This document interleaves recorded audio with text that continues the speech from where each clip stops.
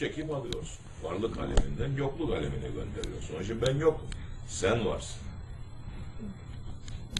Beni varlık alemine koydum. Seni idrak ettim, anladım. Onun için ben yokum. Ben senin önünde acizim, eğiliyorum. Bunu idrak et. İşte o varlık, o yokluk aleminden yavaş yavaş nefsini idareye alıp da seni varlık alemine vur, Rabbil Alemin. O zaman sen varsın. Ebedi bir hayat verir sana. O ebedi hayat dünyadayken de verilir. İşte her yere bakarsan Allah ile görürsün. Allah ile duyarsın. Allah ile anlarsın. Her şeyde Allah'ı görürsün. Allah'ın zatını değil. Her şeyde Allah'ı zikredersin. Neyi zikr? Her baktığın yerde Allah'ın oradaki sırrını görürsün. Onu anlarsın. Onu idrak edersin. Gelişirsin. Efendim, her geçen gün ne kadar yoklukta olduğunu anlarsın. Ben bir hiç idim. Her gelen gün ne kadar yoklukta olduğunu anlarsın tekrar. Yükseldik sonra acizliğini anlarsın. Allah'ın kadir sıfatını anlarsın. Allah'ı anlarsın. Allah'ın yüceliğini anlarsın. İlmin çoğaldığı sürece ne kadar cahil olduğunu anlarsın. Allah-u Teala'nın ne kadar alim olduğunu anlarsın. İşte hep Allah'ı biliyorsun o zaman. Her yerde, her işte Allah'ı görürsün. Allah'ın sıfatlarını, Allah seni o sıfatlara büründürür. İşte o sıfatlarla bakarsın ondan sonra. Onlarla görürsün. Orada gene sana bir vergidir, onu bilirsin sen. Bütün gaye, bütün dava o okyanusa geri gidersin. Yani bir damla su. Bir damla su derede akar, şelaleler gidiyor, olur, şambur, sesler çıkar, yüksekten vurur, acayip ses çıkar ama o dere, o nehir, okyanusa vardığı anda sesse de biter, her şey biter, kaybolur gider. Okyanusta kaybolur. Okyanus olur, okyanus içinden olur, kaybolur. Bu yokluk dediğimiz acizlik anlamında mı kullanılıyor yoksa aynı zamanda damlanın da olmaması anlamında mı? Damlanın da olmaması ama acizlik zaten bu hep acizlik. Ne kadar kadir isterse olsun acizlik. Peygamber aleyhissalatü vesselam miraca çıktı mı? Yoksa çıkarıldı mı? Çıkmak başkadır, çıkarılmak başkadır. Sen şimdi onu anlayacak, kul onu anladığı sürece Allah ona o kadir sıfatından açar, güç, kuvvet verir ona. Onu anladığı sürece, gücü, kuvveti anladığı sürece yokluğunu daha fazla anlar. Şimdi alem onun için ne diyor? Allah'tan gerektiği şekilde en iyi korkan Allah'ın veli kullarıdır. Allah'ın alim kullarıdır. Gerçek bir şekilde onlar korkarlar Allah'tan. Niye korksun? Allah'a yakındır. Allah'ı tanıdığı için.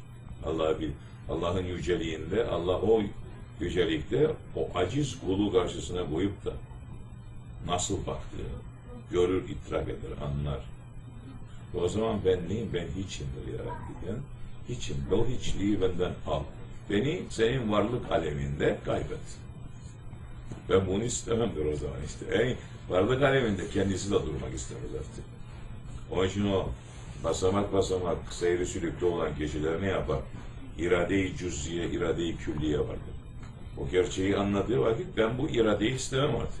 Ben senin iradene teslim olacağım her şeysiyle. Ona teslim olduktan sonra o bambaşka bir irade.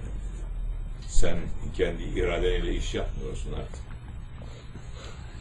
İrade-i külliye içerisine teslim oldun sen. İşte o müridin ilerleme konusu orada daha ileriye çıkar. Bitmez o. Yani o bitecek de değil. Ne dünyada bitecek, ne ahirette bitecek. Okyanus dediğimiz Allah'tan mı bahsediyor? Alegori olarak okyanusu yoksa? Okyanus Allah'ın zaten. Her şey, Allah her şeyden, yarattığı her şeyden münezzehtir. O zaman damlanın okyanusa düşmesi... O damlanın okyanusa düşmesi, Allah'a geri varması, Allah'laşması değildir. O aleme girmesi, o alemde Allah onları nasıl yarattı, o aleme geri gitmesidir. gerçek alemine dönmesidir kişinin. Yoksa Allah ondan uzaktır. Tamam. Peygamber Aleyhisselatü Vesselam, siz Rabbinizi göreceksiniz. Nasıl? Hep böyle oturup da Dolunay'ı gördüğünüz gibi. Dolunay'ı gördüğün gibi manası orada. Orada itişme, kakışma yok. Herkes baktığını aynı şekilde görebiliyor. Ama orada Allah'ın neyini göreceksin sen? Neyi göreceksin? Neyi discover edeceksin? O da önemli. Allah'ın zatı üzerinde düşünmek haramdır, yasaktır. Onu düşünemezsin. Onu sen idrak hele hiç değilse bu dünyada onu idrak edemezsin. İşte Allah-u Teala'nın bir ismi var, ya Sabur. O Sabur isminin sırrını kulda açılmazsa ki mezara girinceye kadar artık. Oradan öteye açılır onun sırrı. Orada bakalım ne alemler vardır. O başka bir alem. Buna girene kadar. Yani. Onun için o alemden uzak olan kişiler zerre kadar bir şeyler kendilerinde oluşmaya başladığı vakit hemen de Allah onun şeyini düşünemez artık. Ama kişi anladığı sürece, etrafını, her şeyi anladığı sürece Allah'ın bu her şeyde iradesinin ve hükmünün ne kadar olduğunu, fakat her şeyden ne kadar uzak olduğunu görüyor. Ne kadar uzak, nerededir Allah? Nerede? Sen yaratılmışın sınırını bilmiyorsun. Yaradanı nasıl bileceksin? Sen yaratılışın sırrını idrak edemiyorsun, anlayamıyorsun. Yani ne kafanla, ne beynin, ne düşünceniyle, ne kompütör, ne hesabınıyla hiçbir şeyin ama sen şu bir galaksi diyorsun, o bir galaksiye sen sınır koyabilir misin? Sınır verebilir misin ona? Bu bir galaksi, o galaksiler kendi aralarında her gün, her an patlamalar olup da yeni galaksiler olup onu nasıl anlayacaksın? İşte bütün bunları bul, yavaş yavaş çözmeye, yavaş yavaş bunları kendi akli derecesinde anlamaya başladığı sürece yavaş yavaş kendi acizliğini anlar, o acizlik içerisinde kadir olan Allah'ı anlar, onun ne kadar yücede olduğunu anlar.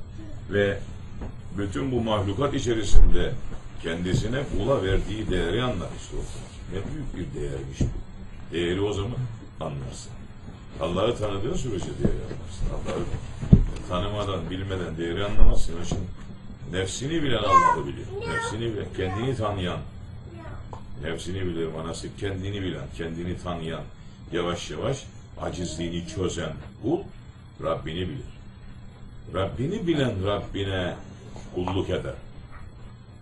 Allah sana kulluk emretti. Seçti emretmedi sadece. Seçti değil sadece. Mesela kulluktur. İşte kulluk da 24 saat. Hiç durmadan. Her şeyde kulluktur. Senin bir seçten vardır, günlük bir şeyin vardır, namazın vardır, o ayrıdır. O senin Allah'ın huzuruna, Allah seni huzuruna çağırmasıdır, direkt. Siz Allah'ı görmüyorsunuz ama o sizi görüyor. Huzurda sizi biliyor. O huzura çağırıyor sizi. O zaman kul o huzura giderken tembelce mi gider, kıvrılarak mı gider, nasıl gider? Onu bekleyemez, ben o huzura gidiyorum. Ama şimdi o vakittir, o vakit verilmiş ona, onun için o bir aşk ile gider. Hep onu düşünür artık. Ondan başka bir şey düşünmez artık. O bilir ona her şey bir malayanidir. O bilir hepsi bir ya geçimde fark etmez ama Allah sana Kur'an-ı Kerim'de veya o bir kitaplardaki lüks bir hayat yaşa demedi ki, sana kul ol dedi. Onun için kul gider isterse mağarada yaşar. Mağarada yaşar. Ben meşgul olmak istemem başka bir şeyle. Bir gün Hz. İsa sallallahu aleyhi giderken diyor, mağaradan bir ses duydu. Baktı, bir zat var orada oturuyor. Selam aleyküm, aleyküm selam. Ne yapıyorsun burada dedi ona. Ona dedi ki, oturuyor. Bekliyorum, ömrümün bitmesini bekliyorum. Rabbime kullukta duruyorum.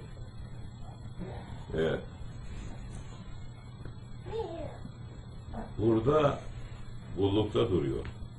Ve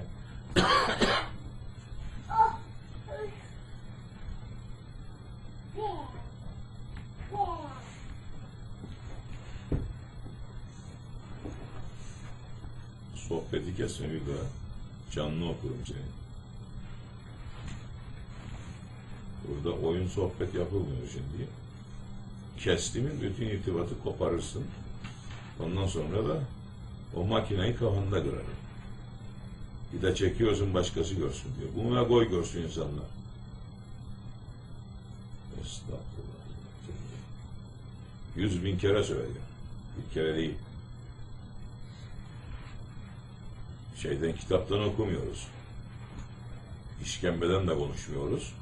İlahi irtibat bağlandı mı oraya saygılı olacaksın. Koptu mu o zaman onun için de ceza yersin. Sen nasıl onu koparttın diye.